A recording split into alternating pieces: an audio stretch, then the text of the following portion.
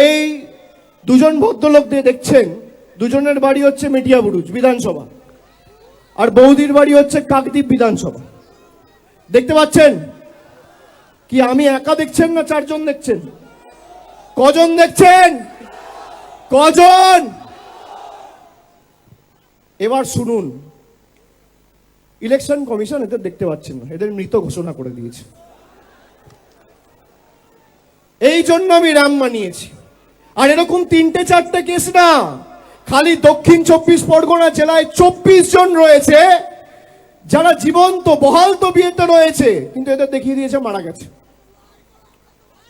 কোনোদিন মৃত ব্যক্তিদের র্যাম্পে হাঁটতে দেখেছেন? দেখেছেন? দেখেছেন? এই কারণ আমি তৈরি করেছি যে এদের কি চক্রান্ত, বাংলার মানুষ যাতে ভোটাধিকার প্রয়োগ না করতে পারে এদেরকে মৃত দেখিয়ে দেওয়া হয়েছে।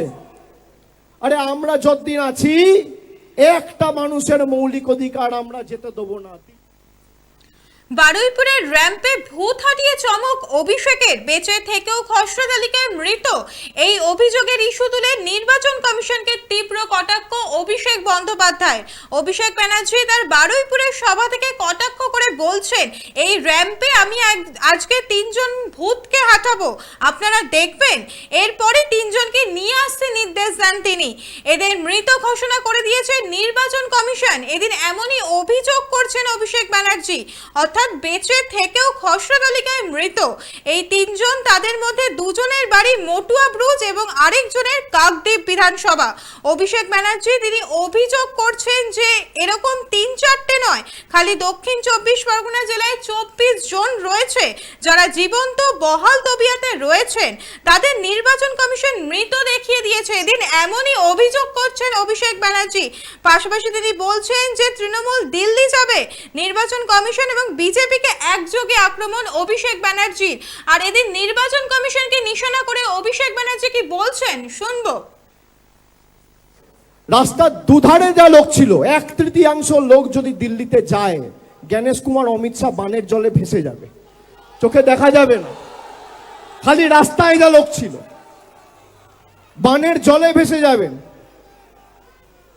আজকে এসআইআর এর কারণে যারা মারা গেছেন তাদের দায় কার? অপরিকল্পিত এসআইআর এর কারণে যারা আত্মহত্যা করছেন তাদের মৃত্যুর দায় কার? বারুইপুরের র্যাম্পে ভূত হাঁটিয়ে চমক অভিষেকের, বেঁচে থেকেও খসড়া তালিকায় মৃত।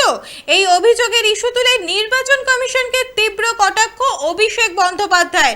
অভিষেক ব্যানার্জি তার বারুইপুরের সভা থেকে কটাক্ষ করে বলছেন, এই র্যাম্পে আমি আজকে 3 জন ভূতকে হাঁটাবো, আপনারা দেখবেন। এরপরে 3 জনকে নিয়ে আসতে নির্দেশ দেন তিনি। এদের মৃত ঘোষণা করে দিয়েছে নির্বাচন কমিশন। এদিন এমনই অভিযোগ করছেন অভিষেক ব্যানার্জি। বারুইপুরের র্যাম্পে ভূত হাঁটিয়ে চমক অভিষেকের, বেঁচে থেকেও খসড়া তালিকায় মৃত, এমনই অভিযোগ করছেন অভিষেক ব্যানার্জি। আপনারা দেখছেন বর্তমানসময়.com, তর্কে নয় যুক্তিতে আমরাই শুধু খবরে। দেখতে থাকুন বর্তমানসময়.com। আপনারা দেখছেন বর্তমানসময়.com।